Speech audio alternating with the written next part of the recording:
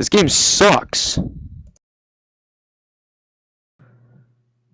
What a pile of anal dump. Hey guys, uh, this is the Game Critic, and today is the first episode of my new show on the Arcade Productions called Bad Games. Alright, so in this show, I'm going to talk about games that are bad and gaming consoles that are also bad. And today, I'm going to talk about the Phillips CD-i.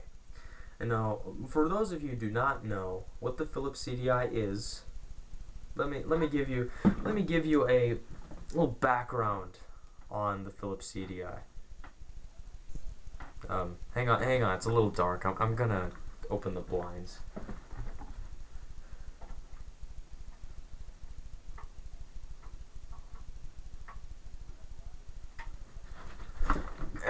Hopefully that's better.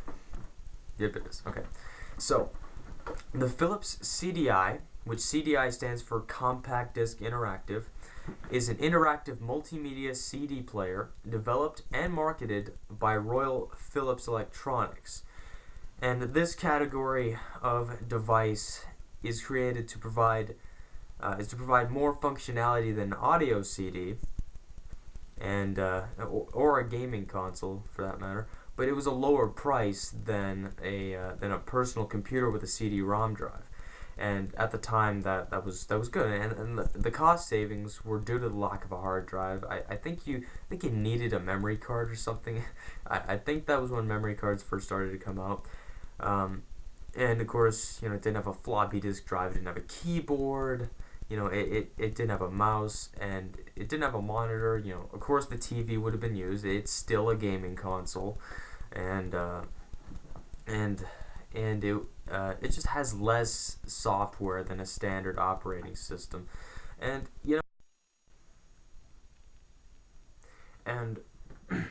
sorry about that. My battery, the batteries died in my camera, so anyway, besides just playing games, it was also full of like video books and stuff like that. It was full of a lot of interactive software.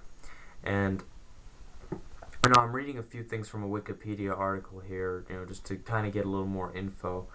But besides games, there was a lot of educational and multimedia software that was released for it. Like encyclopedias, museum tours, stuff like that. And this was before internet access was widespread, and back in the day, internet was hard to come by. You were really lucky, or you thought someone you knew was really lucky for having internet access. It wasn't as easy to obtain back then as it does now. But yeah, and there were two other devices that competed with the Philips CD-i, and that was the Tandy VIS, which I've never heard of, and the Commodore CD-TV. Now that is a gaming console I have heard of, but the CD-i also refers to the multimedia compact disc standard. Well, it would the multimedia compact disc, or CD, was standard for use with the CD-i, of course, and it was also known as the Green Book, which it was developed by Philips and Sony, and it was just like, not to be confused with the MMCD, or the pre-DVD format, also developed by Philips. And work on this CD-i began in 1984. And this was kind of when the CD was new, and this was kind of interesting, because when the CD technology was new, people thought CDs were the future. And for the most part, CDs can still be considered the future.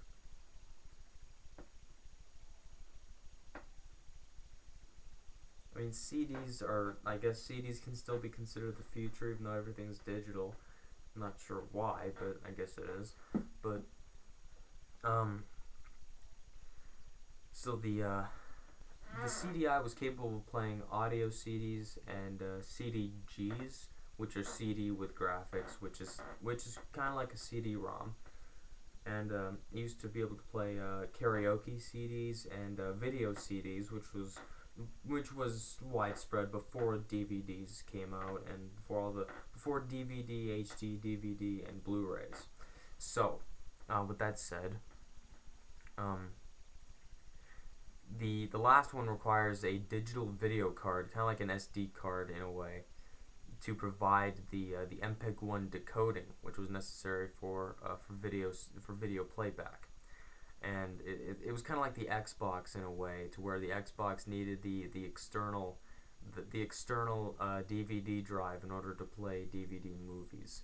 That was kind of like what the CDI had to use, except it needed the digital video card built into the main board, I think. I don't know. That's just one from what I'm reading here, but I've also seen that hands-on also. I just don't remember whether the video card was in the main board or was a separate device. It was seen as a console though, and the CDI format proved to be. It was a failure. It was a flop. I mean, probably only a couple people bought this thing.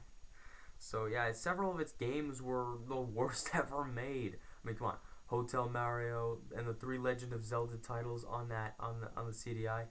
I mean, they make good YTPs with the cutscenes. I mean, that's one thing they got going for them, you know. But those games were really bad failures. I mean, there was rarely any good CDI games out there. And Phillips, you know, they stopped publishing the games for it in '98. And 1998 was kind of when they said, screw it, pull it off the market. And so now let's talk about the applications. Alright, so with applications, early software releases for the CDI, they were kind of the educational software, the music software, stuff like that. It was kind of what you would see. It was kind of like what you would see back then, you know, interactive media. It was common to find that, and there were a lot of adaptations of board games like Connect 4 that were kind of released as video games to the CDI, which sounds really stupid if you ask me. I mean, come on, Connect 4. If you're going to make a Connect 4 video game, at least get it right and don't put it on the CDI. But you know, they tried to develop a foothold in the gaming market. But I mean, come on. I mean, yes, the CD technology was new, but they didn't know how to use it properly. They focused too heavily on cutscenes and full motion video, and there was rarely any gameplay.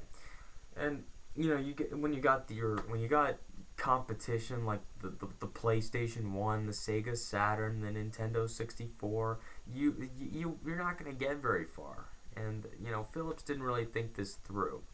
Now, they were kind of, these games were somewhat irrelevant. These games were people were kind of turned off by these games because the new consoles were coming out during this time. They were cheaper, and they were more powerful. The CDI was not considered a very powerful console. I mean, it did its job, but it didn't do its job very well. And see, here's the problem though. Another problem. In 1991, the first Phillips CD-i, I forgot to mention this, sorry. First Phillips CD-i was actually the price of around $699. That's a lot of money, okay? Gaming consoles nowadays don't even cost anywhere near that. I mean, the Xbox One comes close. It's $499, but you know, no gaming console anymore comes to around that price. I guess it's because the economy has changed with the inflation and the deflation, stuff like that. Yeah, but you know, as you can see, not many people had that kind of money to buy a Philips CD-i. And of course, PCs back then were a little more luxurious. They had a little more features, and that made them a lot more expensive. But still, people were still using gaming consoles as kind of their media, their interactive media, and the CDI tried to mix both the PC sort of and a gaming console, and that's where the $699 came in. And the cheaper consoles, kind of like the Nintendo 64 and the PlayStation 1, it really kind of made the CDI irrelevant. And the earlier games for the Philips CDI, because the Philips actually did have an alliance with Nintendo. And this is where I think everyone's heard the story. Sony and Nintendo wanted to make a CD add-on for the Super Nintendo, and things didn't really go as planned, and they kind of split up. And Nintendo went with Philips, made the CDI, and Sony just made the PlayStation. So win for Sony, loss for Philips, and Nintendo kind of got the neutrality end of that.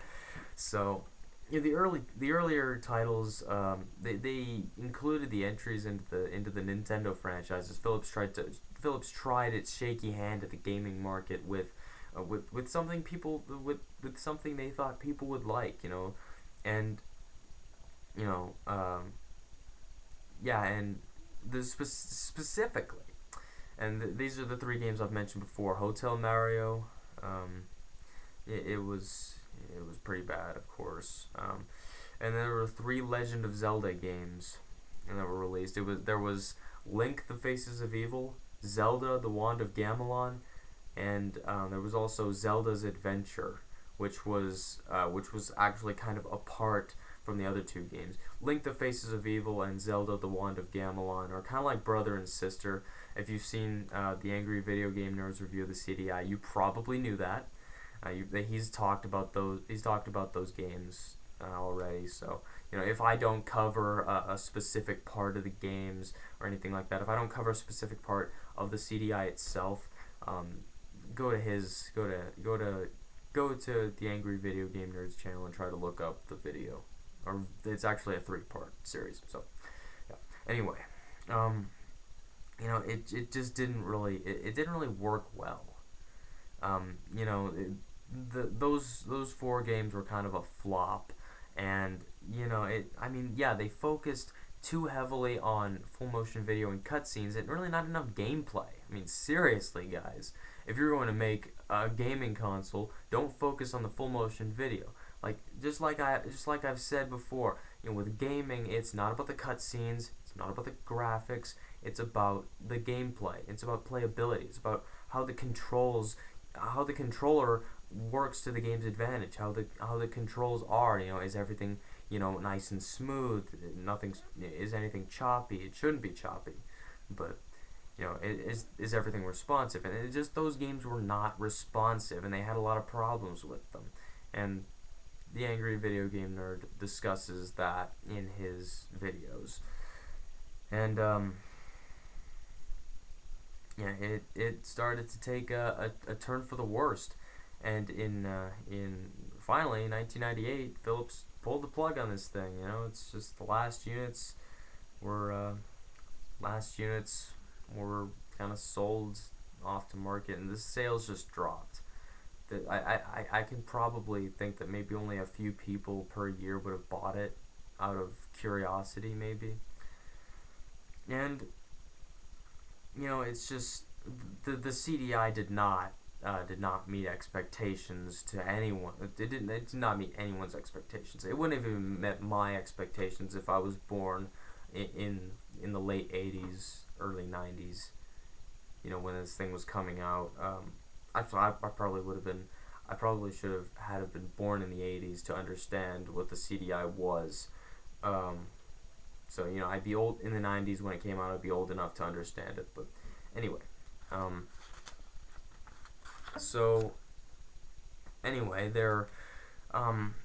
there's also these really weird controllers that the CDI had. These controllers, people gave Philips a lot of crap for these controllers. Just look at this thing. This is one of the CDI's controllers. It looks like a spoon. I bet a spoon would be more functional than this thing though, because it breaks a lot. But that was only one of the controllers. The other controller was kind of a rip-off of the Gravis gamepad for PC, and there were just many other different controllers. There was a wireless one that was kind of like a TV remote. It had an analog stick, which was good, but it failed, of course. And just, some of the accessories, there was actually a mouse that was sold separately for the CDI, and that was pretty good, And there was a roller controller, the one with the trackball, like the Atari 2600 had the trackball controller for like Centipede and all that. There was the, I guess actually the roller controller was different from the trackball. There was also the I/O port splitter, which I guess was, the I/O port splitter was kind of for AV connectivity, to connect it to your TV. Because not everyone had RCA cables back then. People were still using TVs with the coax input. The ones that you had to screw into the back of the TV, kind of like what if you have satellite TV, there's probably a cord in that coax port, like mine. And there was also this touchpad controller, which back then touch technology was just not very good, kind of failed actually. But of course there was the S video cable, the RAM expansion, and the video CD expansion, and there was a lot of competition. And I'm going to name off these consoles that were in competition. The Panasonic M2 competed with it in the interactive kiosk category, and the high-end AV category, which was for multi-purpose audio and video. It competed with the Commodore CD-TV, the Pioneer Laseractive, the 3DO, and the Tandy Video Information System, which is the Tandy VIS, which I think I mentioned before. Okay. And in the gaming market, it competed with the Sega Genesis, with the Sega CD attachment. It also competed with the 3DO and the Commodore CD-TV. And the CDI had people even today will tell you the CDI sucks. I agree, because the CDI does suck. I've actually played many of its games, and I've used a lot of its software. I do not have a CDI in my possession right now, like as we are speaking. I have played the CDI before. And it's been a while, but I can still remember the bad times I had with it. And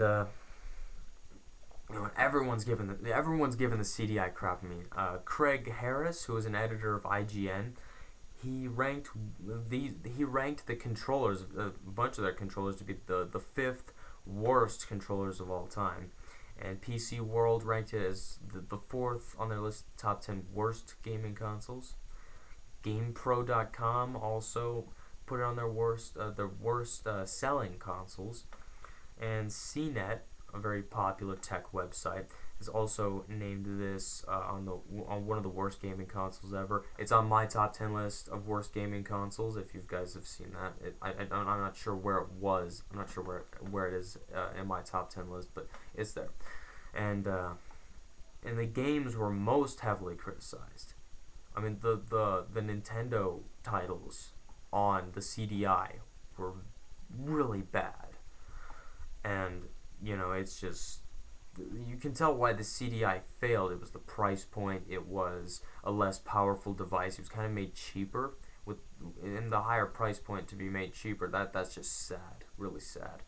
And just the add-ons, the peripherals didn't work. The software stopped working after a while, and it was a flop. And I'm surprised it lasted as long as it did. But yeah. So anyway, that is my first episode of the Bad Games series. Until then, take care, happy gaming, and this has been an Arcade Productions presentation. And episode 2 will be coming up shortly. So see ya.